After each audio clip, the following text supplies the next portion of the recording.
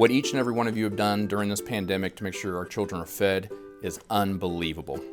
We all know that our children must have a full belly if they're able to learn and flourish like we know all West Virginia children can.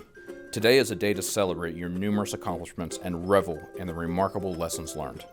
It's also a time to look to the future because the work is not yet done. We've learned things in our county that I never thought I'd be doing. I never thought I'd be out putting signs up for food for people to come pick it up and stuff. Never thought I'd be figuring out box sizes to fix.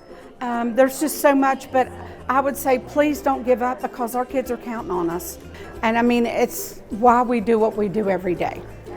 Yeah, this is really exciting because, over the past 2 years they have worked so hard. It's been such a big challenge for them to ensure that all the kids in the state were fed, because when everything shut down, our nutrition professionals still continue to feed kids throughout the state. So it's very exciting to actually celebrate all the hard work in overcoming all the challenges that we've had in the state. So 46 million meals is a huge accomplishment given the pandemic and all the challenges that everybody has to overcome in every county. So every county has worked really hard to ensure that kids, when schools were closed, still had access to nutritious meals.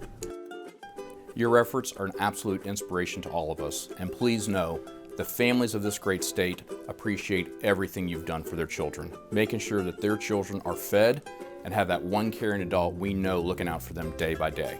Thank you for your service to the state of West Virginia.